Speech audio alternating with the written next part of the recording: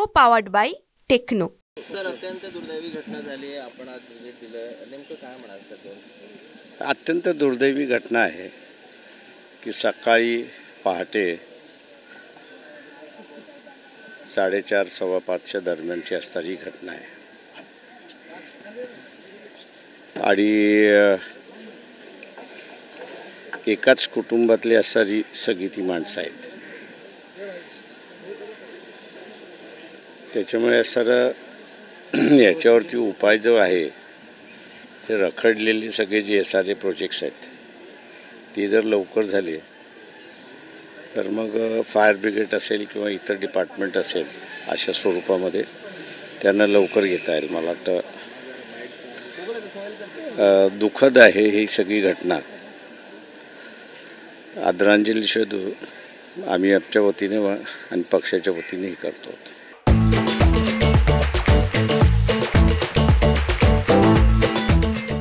मुख्यमंत्री साहेब येऊन गेले, त्यांनी मदत देण्याचाही निर्णय घेतला आहे, पण काही मागणी आपली आहे का? ते मी एवढंच म्हणणार आहे की SRA जर व्यवस्थित इथे जर राबवले गेलं तर आता कसं झालं की हे सिद्धार्थनगर मी असं 60 सालापासून बघतोय. 200 झोपड्या होत्या, आता या 200 झोपड्यांचं असणारं 4000 झोपड्या झालेल्या आहेत. एरिया तेवढीच राहिलेली आहे. माणसाची गर्दी तिथे असणारं वाढते, म्हणजे माणसं वाढतात ते पण एरिया वाढत नाही आहे. तेव्हा अशा ठिकाणी यांना असणारं येण्या जाण्याचा सुद्धा मार्ग नाही आहे, गल्ल्यांमध्ये सुद्धा नाही आहे.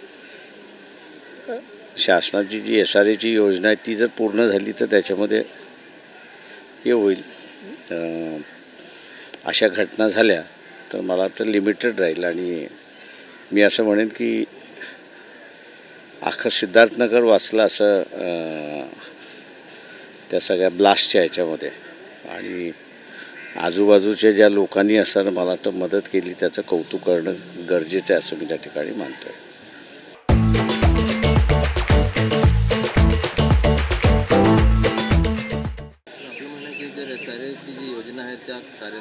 ते नाही, मी तेवढं नाही म्हणत आहे की आत्ताचे SRA ह्या गल्ल्या मला माहिती आहे. गाडी घेऊन जाणं अत्यंत कठीण आहे. त्याच्यामुळे उद्या फायर ब्रिगेड आलं, हॉस्पिटल हे आलं, काही आलं तरी तुम्हाला तेवढा होस्ट असल्याशिवाय पाणी जाणार नाही अशी परिस्थिती आहे.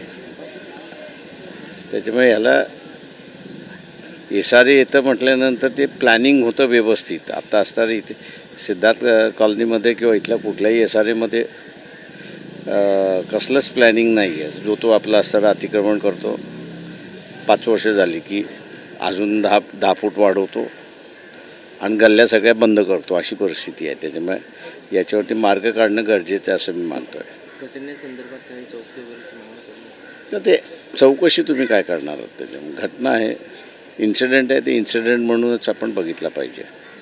थँक्यू. सर, अशा घटना घडू नये यासाठी नागरिकांनी कशा प्रकारे काळजी घेतली पाहिजे आणि काय केलं पाहिजे? ते मला वाटतं इथं इन्फ्लेमेबल जे आहे मटेरियल ते अशा दाट वस्तीमध्ये स्टोरेज करू नये एवढं फक्त असणारं त्या वस्तीतल्या लोकांनी बघावं असं माझं म्हणणं आहे. तिथे छोटंसं हिंदी में बता दीजिए कि ये जो घटना हुई है उसके आप यहाँ आपने विजिट किया है सर, क्या कहेंगे? मैं इतना ही कहूँगा कि ये बस्ती में करीब 1960 से जानता हूँ इसको और आते रहता भी हूँ. 200 की बस्ती थी, 200 की बस्ती अभी जो है वो 4000 के ऊपर आ गई है. जगह जो है 16 एकड़ की जगह थी पहले, अब मेरे ख्याल से 10 एकड़ भी बाकी नहीं है. सरकार ने 6 एकड़ ली है. अंदर की गलियां इतनी तंग है कि आप जा नहीं सकते, ऐसी परिस्थिति है.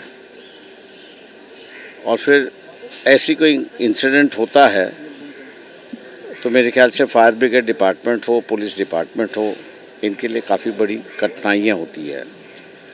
SRA की योजना मैं समझता हूँ कि इस इलाके में, मतलब ये सिद्धार्थनगर में करीब 10 साल से मैं सुन रहा हूँ.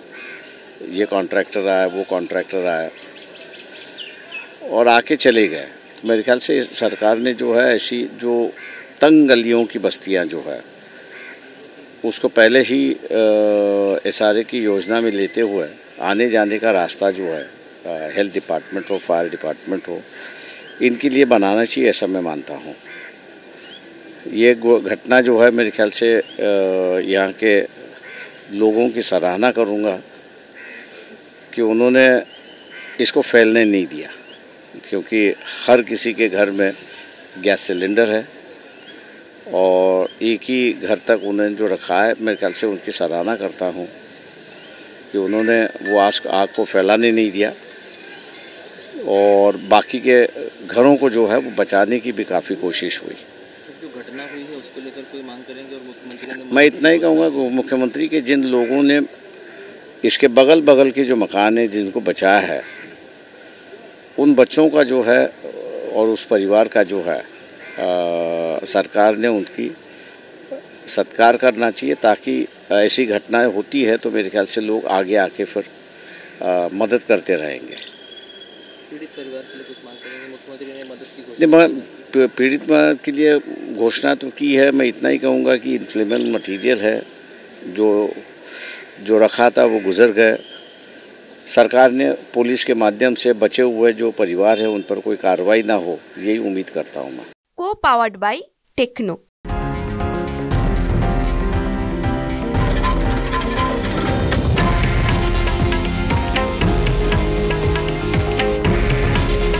हे आहे देशातील नंबर 1 न्यूज नेटवर्क आणि आपण पाहत आहात TV9 मराठी।